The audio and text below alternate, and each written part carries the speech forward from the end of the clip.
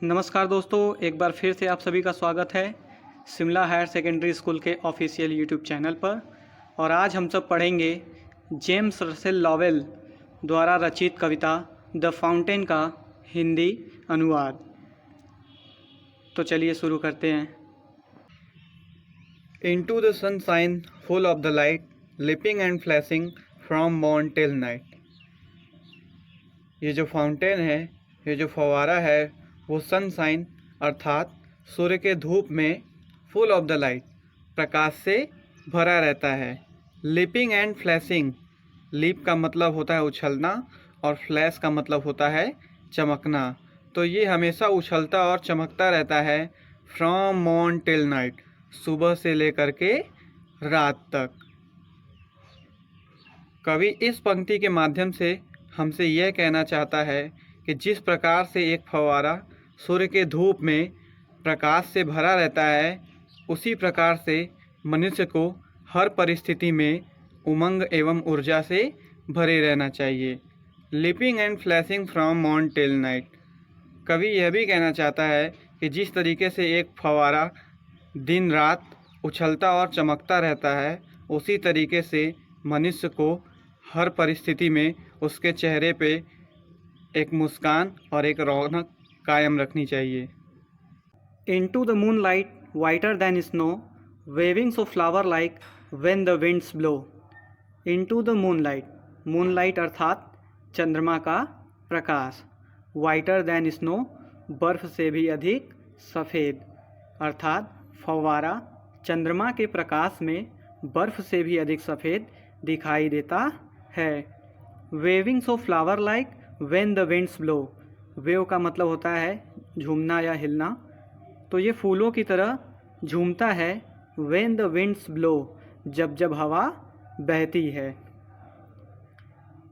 कवि इस लाइन के माध्यम से हमसे यह कहना चाहता है कि जिस प्रकार चंद्रमा के प्रकाश में फव्वारा बर्फ़ से भी अधिक सफ़ेद दिखाई देता है, उसी प्रकार मनुष्य को भी अपने ज्ञान को परस्पर बिखेरना चाहिए।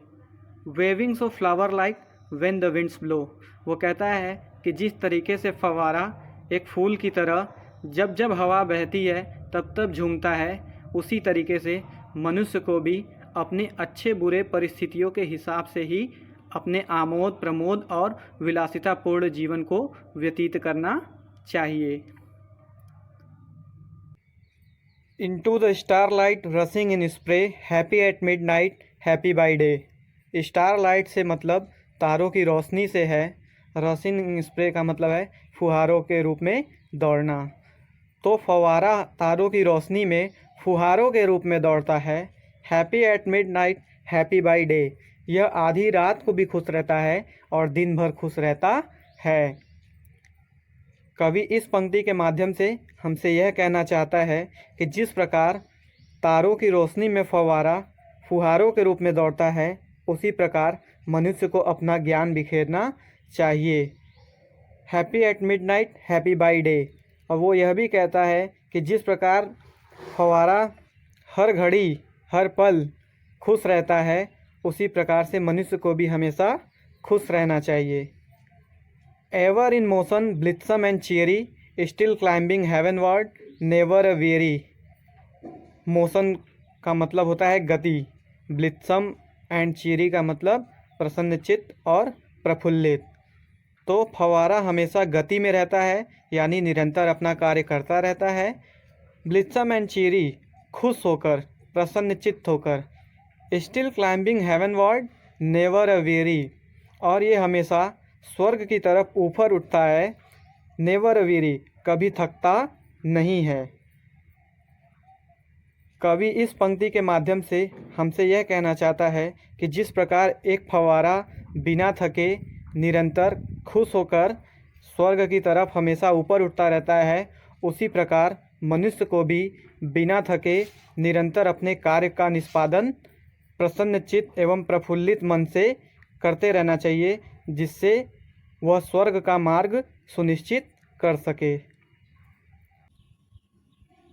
Glad of all weathers still swimming best, upward और downward motion thy rest.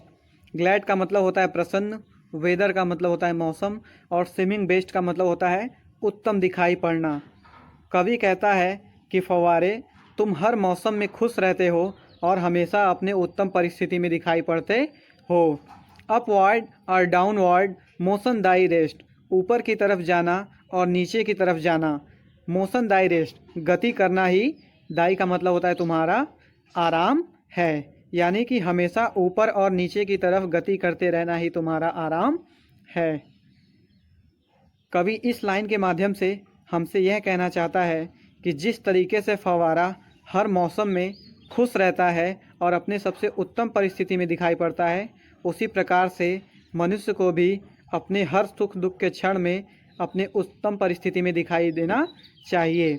Upward और डाउनवर्ड मोशन दाई रेस्ट, वो कहता है कि जिस तरीके से फव्वारा हमेशा ऊपर नीचे करता रहता है और हमेशा ऊपर नीचे करते रहना ही उसका आराम होता है, यानी कि कांस्टेंट मूवमेंट करते रहना ही उसका आराम होता है, उसी तरीके से मनुष्य को भी निरंतर काम करते रहना चाहिए।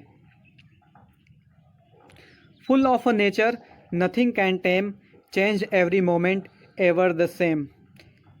ये फव्वारा जो है ये पूर्ण रूप से प्राकृतिक है, नथिंग कैन टेम, और इसे पाला नहीं जा सकता है, अर्थात कोई भी इसे पाल नहीं सकता है।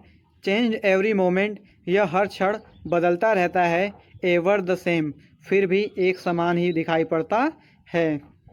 कवि इस लाइन के माध्यम से हमसे यह कहना चाहता है कि मनुष्य को फव्वारे की तरह ही कभी भी पराधीनता अर्थात गुलामी को स्वीकार नहीं करना चाहिए और उसे हर समय बदलते रहना चाहिए, अर्थात समय के अनुसार उसमें परिवर्तन आना चाहिए। जो समय के साथ नहीं चलता है वह पीछे छूट जाता है। एवर द सेम, यहाँ एवर द सेम से तात्पर्य है कि फव्वारे की तरह ही उसे एक समान भी दिखाई देना चाहिए, हर समय एक जैसा ही रहना चाहिए, अर्थात उसके अच्छे गुणों में किसी भी प्रकार का परिवर्तन नहीं होना चाहिए। Ceaseless aspiring, ceaseless content, darkness और सनशाइन दाई एलिमेंट। सीजलेस का मतलब होता है निरंतर, एस्पायरिंग का मतलब होता है आकांक्षी। आकांक्षी से तात्पर्य जो उपलब्धियां हासिल करने की इच्छा रखता हो। सीजलेस कंटेंट, निरंतर संतुष्ट। कवि कहता है कि फव्वारे तुम निरंतर आकांक्षी रहते हो, यानी उपलब्धियां हासिल करने की इच्छा रखते हो। सीजलेस कंटेंट, और तुम निरंतर संतुष्ट भी रहते हो।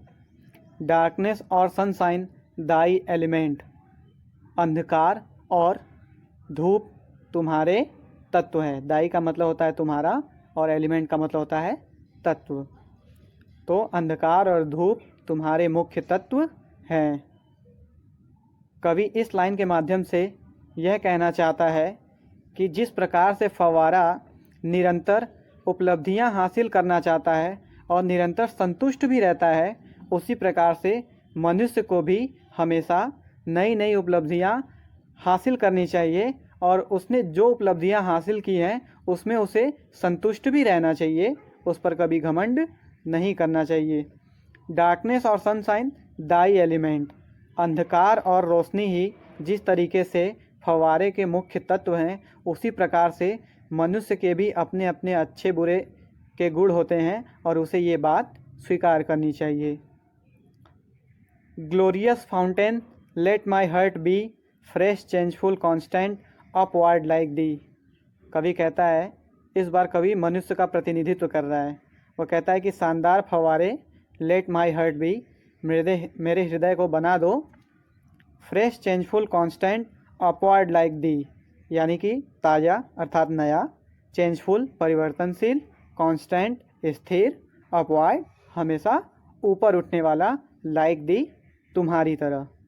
कवि इस पंक्ति में मनुष्य का प्रतिनिधित्व करते हुए कहता है कि हे शानदार फव्वारे, मेरे भी हृदय को अपनी तरह नया और ताज़ा, परिवर्तनशील और स्थिर और हमेशा ऊपर उठने वाला बना दो। वीडियो को देखने के लिए आप सभी का बहुत बहुत धन्यवाद। Subscribe the channel and stay tuned for next video. जय हिंद।